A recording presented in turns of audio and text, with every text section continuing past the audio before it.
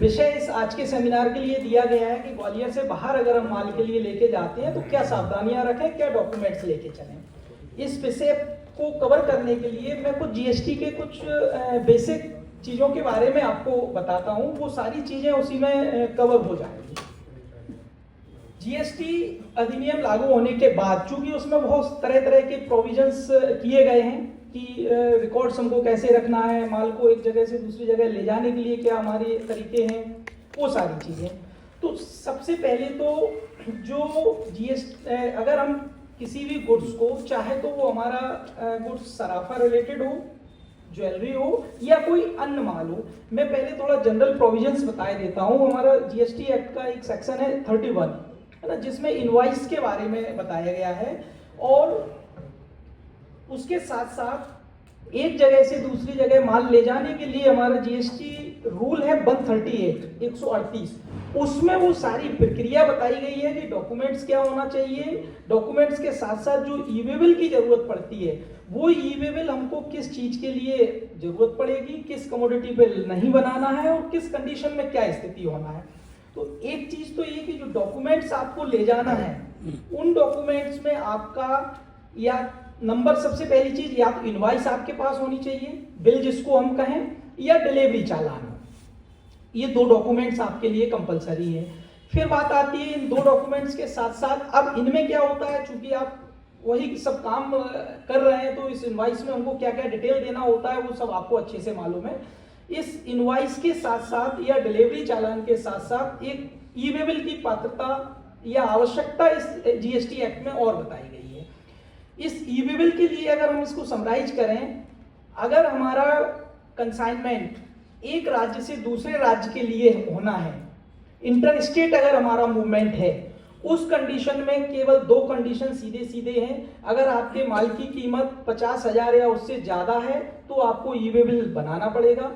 50,000 से कम की वैल्यू है तो ई-वे-बिल की जरूरत नहीं पड़ेगी, और आपका अगर एग्जम्प्टेड गुड्स है, ये टैक्स फ्री जिसको हम सादा भाषा में कहें, कोई सामान हम टैक्स फ्री का लेके आ रहे हैं तो उसमें हमको ई-वे-बिल की आवश्यकता नहीं है, लेकिन बना सकते हैं, उस पर कंपलसरी आपके लिए ई-वे-बिल जनरेट करना नहीं। ये कंडीशन हो गई हमारी जब हम हमारा कोई भी माल एक स्टेट से दूसरे स्टेट आना जाना है। अब बात करें हम मध्य प्रदेश गवर्नमेंट के नोटिफिकेशंस की, इसी ई-वे-बिल किस किस चीज के लिए जरूरत पड़ेगी, इसके लिए अप्रैल 18 में जब ये ई-वे-बिल के प्रोविजंस लागू हुए थे, उससे लेके अभी तक मध्य प्रदेश सरकार ने कई नोटिफिकेशंस जारी किए हैं, जिनमें जो सबसे लेटेस्ट नोटिफिकेशन है वो अभी 29 मार्च 2022 का है। उस नोटिफिकेशन में ई-वे-बिल के लिए 4 कैटेगरी में उन्होंने इसको सारे गुड्स को बांट दिया है। अगर आपके एक जिले के भीतर आपका कोई भी मूवमेंट हो रहा है, यानी तहसील के अंदर एक उसी जिले के भीतर आपका माल कितनी भी कीमत का हो, आपका वैल्यू कितनी भी हो, किसी भी प्रकार के ई-वे-बिल की कोई आवश्यकता नहीं होगी। मतलब जिले के अंदर आप कितनी भी क्वांटिटी को, कितनी भी वैल्यू के गुड्स को मूव करा सकते हैं विदाउट ई-वे-बिल। अब बात आएगी कि अगर एक जिले से दूसरे जिले में अगर मूवमेंट होना है तो फिर वहां 3-4 कंडीशन बना दी है। टैक्स फ्री अगर आपकी कोई गुड्स है तो ई-वे-बिल की आवश्यकता नहीं होगी। आपके अगर टोबैको, पान मसाला या इस तरीके के प्रोडक्ट्स हैं तो उनके लिए लिमिट रखी गई है 50,000 या उससे ऊपर, उस पर आपको ई-वे-बिल बनाना पड़ेगा। टोबैको,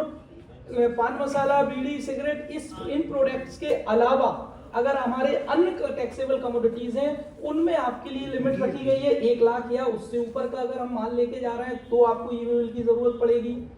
यहाँ एक रिलैक्सेशन दे दिया गया है कि अगर हमारा मेडिसिन हैं या मेडिकल इक्विपमेंट्स या इस तरीके की कोई भी हमारे तरह की कोई गुड्स हैं तो उनमें हमको एक जिले से दूसरे जिले के मूवमेंट के लिए ई-वे-बिल की जरूरत नहीं पड़ेगी। लेकिन अगर वही मूवमेंट हमारा एक राज्य से दूसरे राज्य में अगर होगा तो वहां ई-वे-बिल की जरूरत पड़ेगी। अब दूसरी चीज, अब हम आते हैं स्पेशली इस सेक्टर के लिए, क्योंकि इस मतलब ज्वेलरी के मैटर में या हमारा कोई भी प्रीसियस मेटल्स हैं उनके मूवमेंट के लिए हम क्या डॉक्यूमेंट्स लेके जाएं और वहां ई-वे-बिल की पात्रता हमको आएगी या नहीं आएगी। शुरुआत का जो एक्ट है, शुरुआत का कोई भी ऐसा नोटिफिकेशन नहीं है जिसमें गोल्ड या सिल्वर या अन्य ऑर्नामेंट्स पे आपको ई वे बिल की पात्रता आए। क्योंकि ये जो रूल नंबर 138 इसका सब रूल है 14, उसमें एक एनेक्सर दिया हुआ है जिसमें टोटल आपके 8 कमोडिटी हैं। उन 8 कमोडिटीज को ई वे बिल की पात्रता से बाहर रखा गया है। उसमें आपका एलपीजी है, पीडीएस में अगर कैरोसिन वगैरह जा रहा है वो है। उस चौथे और पांचवें नंबर का जो सीरियल है वो आपसे रिलेटेड है। अगर आपके प्रीसियस स्टोन्स या सिल्वर या गोल्ड के कोई भी ऑर्नामेंट्स हैं तो उनके लिए मूल रूप से उस समय ई वे बिल की जरूरत नहीं थी, उसको एनेक्सर से सब रूल नंबर 14 से बाहर किया गया है। लेकिन अब एक सवाल जो ज्यादा चर्चा में आया कि बीच में कुछ महीने पहले चर्चा चली कि गोल्ड के लिए या सिल्वर के लिए भी ई वे बिल बनेगा। उसके लिए चूंकि वो चर्चा इसलिए आई, गवर्नमेंट ने एक नोटिफिकेशन निकाला 2023 में, नोटिफिकेशन नंबर 38 4 अगस्त 2023 को, और उस नोटिफिकेशन से रूल 138 एफ उन्होंने एक्ट में जोड़ दिया। और वो 138 एफ में टेक्निकल ज्यादा तो नहीं जा रहे, नहीं ये चीजें नहीं सही है। तो उस रूल 138 एफ जोड़ के गवर्नमेंट ने ये प्रोविजंस कर दिए एक नोटिफिकेशन लाके कि अन्य कमोडिटीज की तरह जहां लिमिट हमारी 50,000 है चूंकि, और इंटर स्टेट के मामले में, और इंट्रा स्टेट चूंकि अलग अलग राज्य अपना अपना नोटिफिकेशन निकालते हैं कि किस पे ई वे बिल कितने पे लगेगा कितने पे नहीं लगेगा। हमारे यहाँ की जो कंडीशन है एमपी की वो मैंने अभी आपको बताया कि पान मसाला टोबैको के केस में 50,000 या उससे ज्यादा, और अन्य कमोडिटी के लिए 1 लाख या उससे ज्यादा पे ई वे बिल बनेगा। लेकिन जो नोटिफिकेशन नंबर 38 गवर्नमेंट ने 2023 में लागू किया, उसमें उन्होंने कर दिया कि गोल्ड और सिल्वर या इस तरीके के केसेस में 2 लाख या उससे ऊपर की वैल्यू का अगर हम मूवमेंट कराते हैं तो स्टेट गवर्नमेंट, वहां के स्टेट कमिश्नर या यूनियन टेरिटरी का मैटर है, संघ राज क्षेत्र है, तो वहां की गवर्नमेंट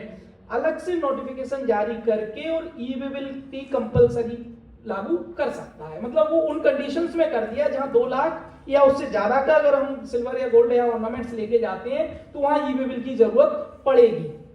अब लेकिन उसमें एक रिलैक्सेशन ये दिया, जब हम ई वे बिल बनाते हैं तो ई वे बिल में आपके 2 पार्ट होते हैं। पार्ट ए में आपका जनरल डिस्क्रिप्शन दिया जाता है,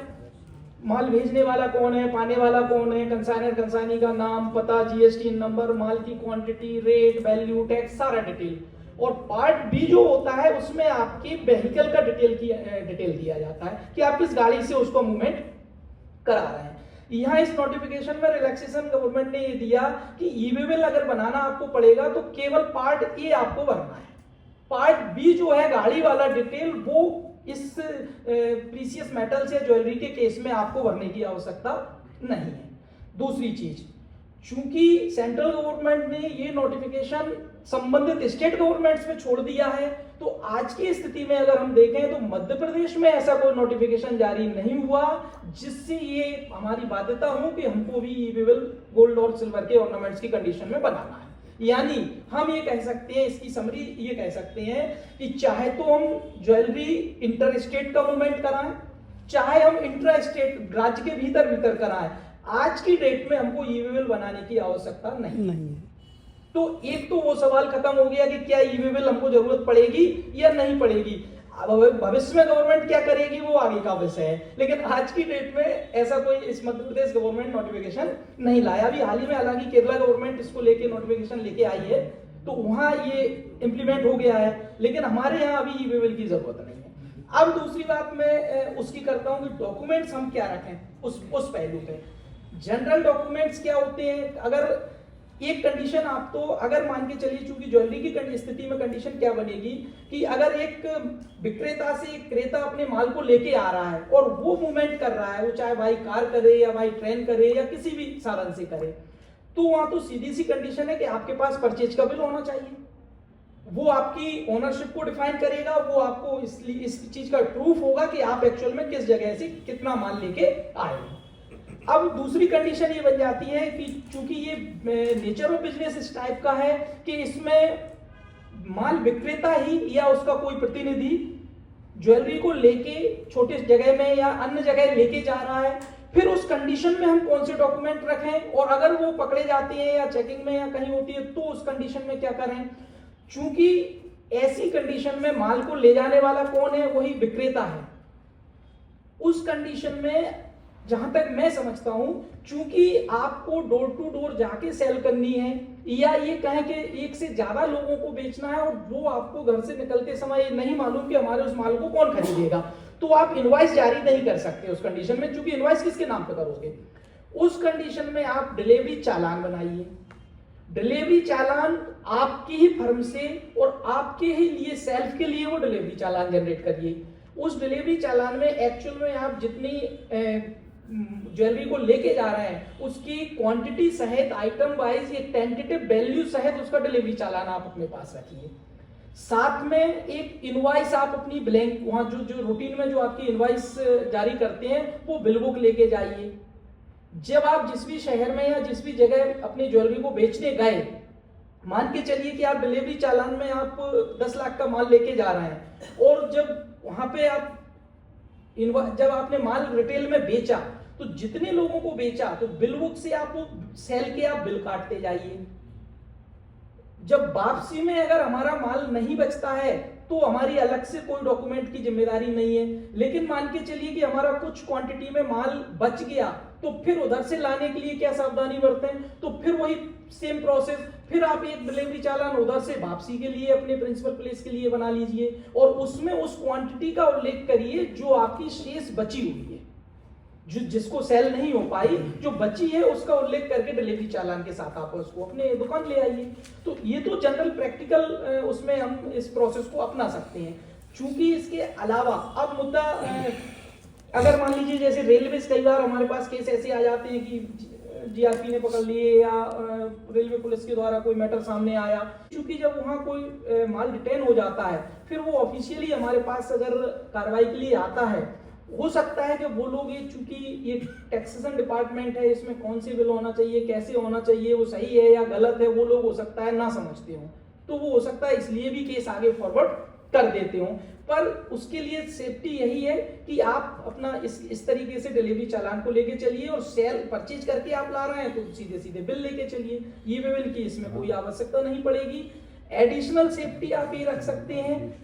जहां से कई बार जैसे आप ये डिलीवरी चालान लेके जा रहे हैं और आप बिल लेके जा रहे हैं कि हम रिटेल में बेचते समय उस बिल को काट देंगे, तो आप उस माल को जहां से आपने खरीदा है एक कॉपी उस बिल की भी आप साथ में रख लीजिए, जिससे आप ये भी सिद्ध कर सकें कि वो एक्चुअली वो माल भी हमने डिलीवरी या वो हमने फर्जी नहीं बना लिए, वो माल भी हमने कहीं ना कहीं ऑथराइज्ड व्यक्ति से खरीदा हुआ था। इसके अलावा मैं समझता हूं कि किसी भी डॉक्यूमेंट की और कोई आवश्यकता एक्ट के अनुसार नहीं होती है ना। जनरल दो ही डॉक्यूमेंट होते हैं, या तो आप एक तो आपके बिल होना चाहिए, दूसरा ईबे बिल होना चाहिए, और चूंकि ईबे बिल की पात्र कैटेगरी से आप बाहर हैं तो उसकी ईबे बिल की आपको जरूरत उसमें पड़ेगी नहीं, तो इन डॉक्यूमेंट्स की आपको जनरल जरूरत पड़ेगी।